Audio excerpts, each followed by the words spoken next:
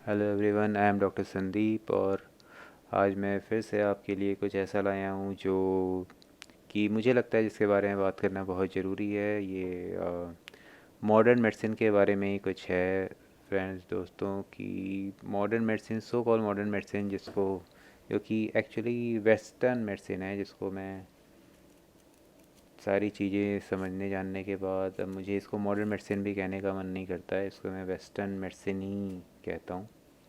और तो इसके बारे में जो प्रेस्क्रिप्शन होता है इसके लिए, जो भी ड्रग्स हैं, सबसे पहले तो मुझे ये ऐसा लगता है कि जो भी प्रेस्क्रिप्शन होते हैं, फिर एक पेशेंट जो कि किसी के भी डॉक्टर के पास जाता है और वो कोई भी ट्रीटमेंट उसकी शुरू होती है, फिर उसके कुछ टाइम बाद उसकी परेशानी घटने के बजाय बढ़ती रहती है, बढ़ती ही जाती है, और फिर कुछ टाइम के बाद एक डिज़ीज़ लेके जाता है, चार और डिज़ीज़ के लिए उसकी दवाइयाँ चल रही होती हैं, और एक टाइम के बाद वो मेडिसिन पे मेडिसिन ले रहा होता है। जैसे कोई भी पेशेंट हाई बीपी का है, हाई बीपी के पेशेंट में बहुत सेफ़, तुरंत इसको कंट्रोल करने के लिए डाययूरेटिक्स दिए जाते हैं, बहुत सेफ़ माना जाता है, और जिसको समझा जाता है कि ये बहुत ही सेफ़ है, बहुत ही लेस इसके साइड इफ़ेक्ट्स हैं। तो इसमें ज़्यादा कुछ नहीं होता, परेशानी की कोई बात नहीं है। इसमें इरेक्टाइल डिस्फंक्शन होते हैं, इम्पोटेंसी होती है, नॉर्मल हार्ट रिदम्स, पैल्पिटेशंस और नौज़िया, वोमिटिंग, हेडेक, ये सब चीज़ें, कई चीज़ें, ये सब चीज़ें हो सकती हैं। तो चिंता करने की कोई बात नहीं है। एक दो दिन के बाद पेशेंट्स फिर बताता है कि उसको ये प्रॉब्लम हो रही है, तो इरेक्टाइल डिस्फंक्शन के लिए हम उसको सिल्डेनाफिल वगैरह देते हैं, जिसके कि साइड इफ़ेक्ट के तौर पे हेडेक, डिज़नेस और कहीं नोज़ इंडाइजेशन वगैरह होने लगता है। इंडाइजेशन के लिए बहुत कॉमनली जेंटेक रेंटेक देना शुरू कर देते हैं। फिर उसकी वजह से उसको इंसोम्निया, नाउज़िया, डायरिया, कॉन्स्टिपेशन, ये सब चीज़ें होनी शुरू हो जाती हैं।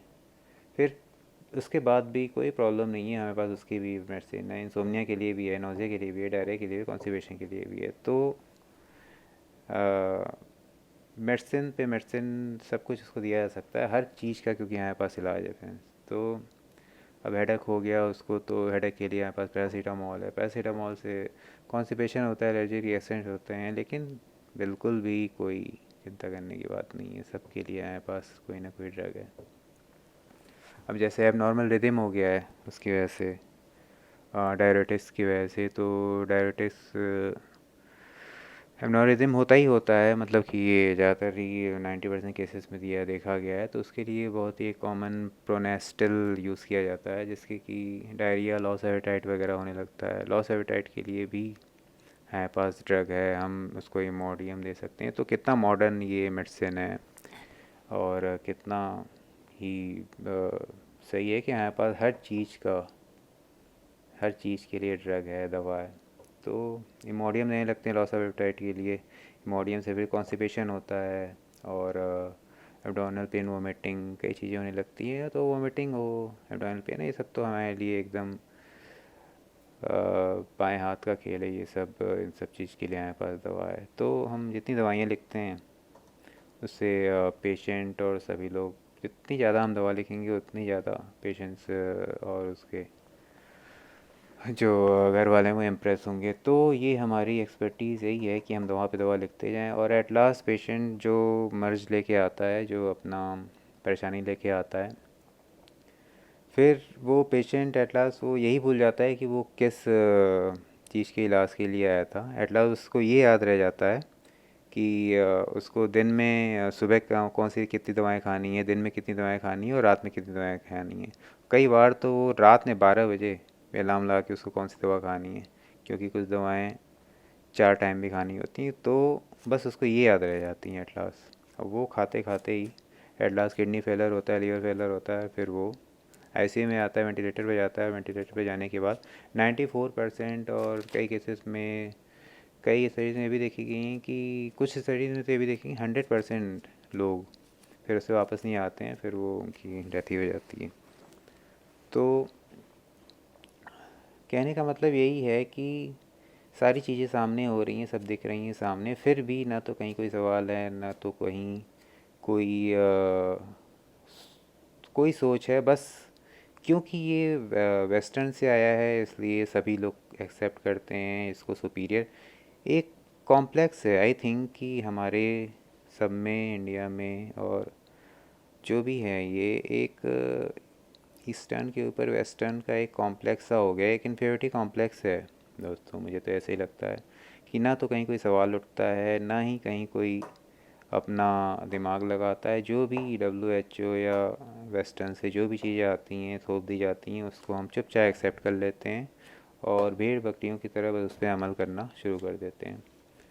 तो क्या हमारी अपना विज़डम, अपनी नॉलेज कुछ भी नहीं है? क्या हमारे पास इतना भी नहीं है कि दिमाग भी नहीं है कि हम इन चीज़ों पे सवाल उठाएं और कुछ इसका सलूशन, कुछ तो ढूंढें, कुछ तो करें इसके लिए?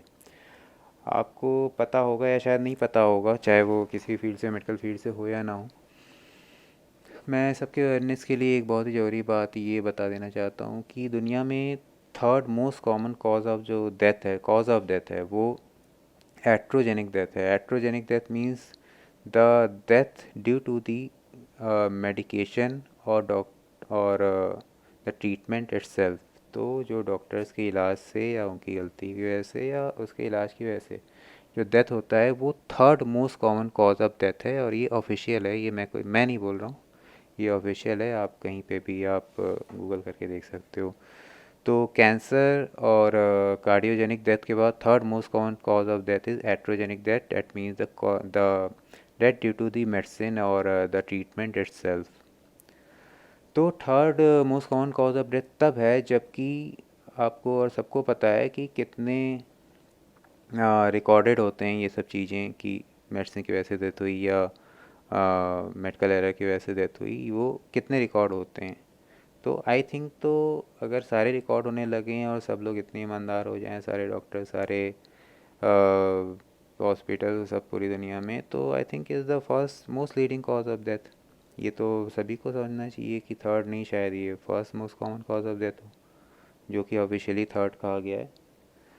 तो सारा सब कुछ है हमारे सामने, तब भी हम आंखें बंद करके बैठे रहें और चुपचाप उसको फॉलो करते। क्यों? क्योंकि ये ट्रेंड में है और एक इन्फीरियरिटी कॉम्प्लेक्स है, एक इन्फ्लुएंस है जिसके चलते हम वेस्टर्न मेडिसिन के आगे बो डाउन हुए हैं। इतने टाइम हो गए, डिकेड्स नहीं, हंड्रेड्स ऑफ ईयर्स हो गए, तब भी हम बो डाउन हुए हैं इसके लिए, इसके प्रति। तो अब ये मुझे लगता है कि अब जो सारी चीज़ें देखते हुए जब ये ऑफिशियल हो गया है कि एट्रोजेनिक डेथ, जो कि मॉडर्न मेडिसिन, जो कि इस वेस्टर्न मेडिसिन की वजह से जो डेथ्स हो रही हैं, तो उनकी वजह से अगर most common cause of death में ये आ गया है, तो अब तो हमें अपनी आंखें खोल लेनी चाहिए और पूरे सिस्टम को चेंज करने के लिए स्टेप्स उठाने शुरू कर देने चाहिए। अब ये टाइम आ गया है, क्योंकि आप देख रहे हैं दुनिया में क्या हो रहा है।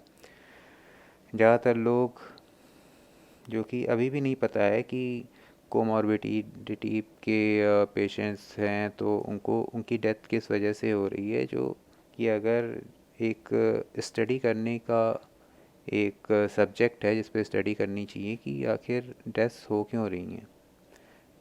तो जो भी मैंने सब बातें कही, इस पे थोड़ा सा गौर करने की ज़रूरत है, थोड़ा सा नहीं, बहुत गौर करने की ज़रूरत है। और चीज़ों को समझने की ज़रूरत है कि हम नेचर के से दूर होते जा रहे हैं और केमिकल ड्रग्स पे डिपेंडेंट होते जा रहे हैं, और जबकि केमिकल ड्रग्स हमें दे नहीं रही हैं बल्कि उल्टा हमारा नुकसान कर रही हैं। तो मेरा तो ये मानना है फ्रेंड्स कि human body is not made for chemical drugs. हमारी ह्यूमन बॉडी केमिकल ड्रग्स के लिए बनी ही नहीं हुई है। इसका सिंपल सा लॉजिकल सा रीज़न ये है, जो हर डॉक्टर अपने फार्मा के, जब भी वो फार्माकोलॉजी पढ़ता है, तो सबसे पहले यही पढ़ता है कि फर्स्ट पास मेटाबॉलिज्म के बारे में पढ़ता है कि कोई भी ड्रग्स जो है फर्स्ट पास मेटाबॉलिज्म के थ्रू सबसे पहले जाती हैं। तो फर्स्ट पास मेटाबॉलिज्म, जिसको एक ऐसा टिपिकल नाम दिया गया है, वो आखिर होती क्या है? वो सिंपली होती है कि लीवर जब किसी मेडिसिन को एज ए किसी भी केमिकल ड्रग को सबसे पहले as a foreign chemical, as a toxic material उसको रिकॉग्नाइज़ करता है और सबसे पहले वो लीवर में जाता है। फिर लीवर जितना उसको रिमूव कर पाता है अपनी कैपेसिटी के हिसाब से। फिर उसके बाद जितना भी लेफ़्ट आउट बचता है लीवर से पास होने के बाद, लीवर उसको एलिमिनेट कर देती है। उसके बाद जितना बचता है फिर वो बाकी के बॉडी में जाता है और जो करता है वो करता है, जो इफ़ेक्ट्स करता है और जो साइड इफ़ेक्ट्स करता है, जो कि मेरा तो ये मानना है कि साइड इफ़ेक्ट ज़्यादा होते हैं और इंडिकेशन तो कम होते हैं। इफ़ेक्ट्स कम होते हैं, साइड इफ़ेक्ट्स ही ज़्यादातर होते हैं, जिसकी वजह से 4 और दवाइयाँ उसकी शुरू हो जाती हैं। फिर वो भी सेम प्रोसेस में जाती हैं और लीवर के ऊपर लोड बढ़ता जाता है। तो आखिर आपको सबको पता है कि एक टाइम के बाद डोज को बढ़ाना पड़ता है। किसी भी एंटी डायबिटिक ड्रग हो, चाहे एंटी हाइपरटेंसिव ड्रग्स हों, अगर तो ये डोज बढ़ाने का रीज़न क्या होता है दोस्तों, कि जब लीवर उसको रिमूव करने करने की जब उसकी कैपेसिटी ख़त्म हो जाती है तो वो फिर ब्रेन से मैसेज आता है कि ये ज़्यादा अभी और इसको रिमूव करने की ज़रूरत है, तो लीवर और ज़्यादा काम करता है। फिर वो जो डोज़ होती है ड्रग की, जो सबसे पहले प्रेस्क्राइब करता है डॉक्टर, तो वो भी कम पड़ने लगती है, क्योंकि लीवर तब तक और ज़्यादा एफर्ट लगा के उसको ही बाहर निकालने लगता है, रिमूव करने लगता है, क्योंकि लीवर स्टिल उसको एज ए टॉक्सिक मटेरियल ही रिकॉग्नाइज़ कर रहा है और उसको रिमूव करने के लिए अपनी जान लगा रहा है। तो एक टाइम के बाद वो ड्रग भी सिम्टोमेटिक रिलीफ देना बंद कर देती है, क्योंकि एट लास्ट जो भी ड्रग्स हैं, वो केमिकल ड्रग्स हैं, वो सिम्टोमेटिक रिलीफ के लिए ही हमें दी जा रही हैं। ये कोई आप ये सोच रहे हो कि एंटी डायबिटिक ड्रग हमें कोई रूट लेवल पे ट्रीट करने के लिए हमारे डायबिटीज़ को दी जा रही हैं, तो वो बिल्कुल नहीं है। वो सिर्फ सिम्टोमेटिक रिलीफ एक मैकेनिज्म को ध्यान में रख के दी जा रही हैं, कि वहाँ पे वो मतलब कि हमारा जो ब्लड रिपोर्ट्स आएँ जो उसमें बस ग्लूकोज का लेवल हमारा नॉर्मल आ जाए, बस इसके लिए दी जा रही हैं। वो उसको रूट लेवल पे डायबिटीज़ को ठीक नहीं कर रही हैं, जो कि इंसुलिन रेजिस्टेंस और दूसरी चीज़ें, वो इन केमिकल ड्रग से ठीक हो भी नहीं सकती हैं। तो फिर एक टाइम के बाद उस डोज़ को ही बढ़ाना पड़ता है। उस डोज़ को बढ़ाने की वजह से फिर लीवर और ज़्यादा काम करती है। फिर एक टाइम के बाद वो डोज़ भी हमें लोगों को सिम्टोमेटिक रिलीफ देना बंद कर देती हैं। और एट लास्ट ऐसा होता है कि डोज़ बढ़ाते बढ़ाते एक टाइम आता है जब लीवर बोल जाता है, फिर हाथ खड़े कर देता है और फिर लीवर फेलर, और जो भी लीवर के थ्रू होती हैं, जो जिसका मेटाबॉलिज्म, तो लीवर के ऊपर इफेक्ट पड़ता है। बहुत से ड्रग्स हैं जो किडनी के थ्रू जिनका मेटाबॉलिज्म होता है, तो किडनी काम करना बंद कर देती हैं। कई पेशेंट्स में देखा गया है एटीटी जिन पे चल रही है, एंटी ट्यूबरकुलर थेरेपी ट्यूबरकुलोसिस के केस में, तो 1 साल पूरा करते करते उनकी 1-2 महीने के अंदर ही फिर डायलिसिस स्टार्ट हो जाती है। आपको पता है डायलिसिस स्टार्ट हो गई मतलब क्रोनिक रेनल फेलियर का पेशेंट हो चुका है वो, तभी डायलिसिस स्टार्ट होती है। तो फिर उसके बाद क्या होता है सभी को पता है। तो ये पूरा चेन रिएक्शन शुरू हो जाती हैं। फिर वो बेचारा उससे इस जाल से बाहर नहीं निकल पाता। वो अल्टीमेटली आईसीयू में ही जाता है या जो कहीं भी जाता हो, लेकिन उस जाल से बाहर नहीं निकल पाता है। किसी भी मतलब डिज़ीज़ का सिर्फ मैनेजमेंट, जिसको जो मेडिसिन में हमें सबको पढ़ाया गया, सब लोग सबने हर डॉक्टर पढ़ा है, मैनेजमेंट। मैनेजमेंट क्यों कहा जाता है, मतलब मैनेजमेंट का मतलब क्या होता है, मैनेज करना। तो मैनेजमेंट यहाँ पे होता है, यहाँ पे मैनेजमेंट होता है या फिर ट्रीटमेंट होता है, क्योर नहीं होता है। कभी भी हैरिसन या किसी भी बुक में आपने ये नहीं पढ़ा क्योर ऑफ किसी डिजीज़ के लिए। Treatment and management. मैनेज मतलब ये कि एमबीए एमबीबीएस टर्मिनोलॉजी एक ही बना दी गई है। मैनेजमेंट हो रहा है वहाँ भी, यहाँ भी मैनेजमेंट हो रहा है। मतलब मैनेज किया जा रहा है डिजीज़ को, कि बस सिम्टोमेटिक रिलीफ मिल जाए किसी तरह, बस उसका कुछ टाइम के लिए, और उसको रिलीफ मिल जाए, और एक डिजीज़ लेके आए, 4 और डिजीज़ लेके जाए, फिर 4 और डिजीज़ के साथ के लिए फिर वो और 8 और दवाइयाँ खाएं, फिर उस दवाइयों से फिर और उसको डिजीज़ हों, फिर 16 और दवाइयाँ खाएं, फिर उसके बाद ये सब चीज़ें उसकी बढ़ती जाएं। और कोई भी क्योर की बात नहीं करता है, सिर्फ मैनेजमेंट की बात होती है यहाँ पे। तो बस फ्रेंड्स यही मुझे बताना था, ये सब चीज़ें जो कि अचानक मेरे दिमाग में आई, कि मुझे लगा कि बड़ी ही बेसिक सी चीज़ें हैं, बड़ी ही रूट लेवल की चीज़ें हैं जिनकी तरफ कोई ध्यान नहीं है। लोग इतना आगे बढ़ गए हैं, लोग ज़्यादा दिमाग हो गया है लोगों के पास, मतलब इतना लोग ज़्यादा पढ़ लिख गए हैं कि बेसिक चीज़ों पे लोगों का ध्यान ही नहीं है, और इतना आगे भागे जा रहे हैं कि रूट लेवल पे जो गलती हो गई है उसको उसकी तरफ किसी का ध्यान नहीं है।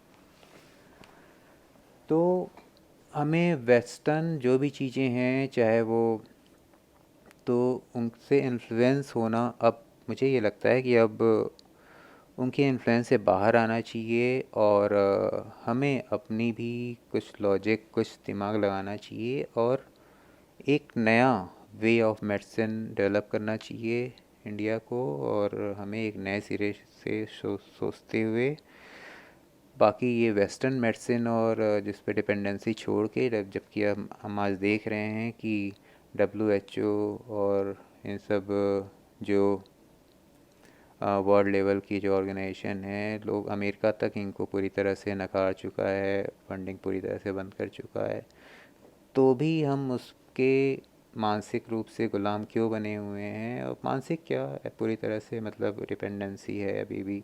आप देख रहे हो हर चीज़, सब कुछ उसी का फॉलो हो रहा है। इवन मतलब कि ICMR भी पूरी तरह से WHO को ही अभी भी फॉलो कर रहा है, कोई भी अपने लेवल पे कोई रिसर्च नहीं कर हो रही है, ना ही अगर हो भी रही है तो उसको क्यों ऐसा हो रहा है कि जो सारे उसी के सब WHO की सारी चीज़ें फॉलो हो रही हैं, क्यों नहीं कुछ अलग, कुछ अपना हम कर रहे हैं? तो मैं ये चाहता हूँ कि हम अपनी एक पहचान बनाएं, अपना एक, हम लोग वेस्टर्न हमें फॉलो करें, ना कि हम वेस्टर्न मेडिसिन हो चाहे कोई भी चीज़ हो कि हम उनको फॉलो करें। तो ये इस पे रूट लेवल पे काम होगा, और इंडिविजुअल लेवल पे काम होगा। हर एक इंसान इस चीज़ को समझेगा, डॉक्टर, ख़ास तौर से डॉक्टर्स ही हैं जो इस चीज़ को समझें और आगे आएँ, और एक नई थॉट और एक नई वे इसके लिए डेवलप करें, और बस समाज की बेहतरी के लिए काम करें बस। Okay friends, thank you.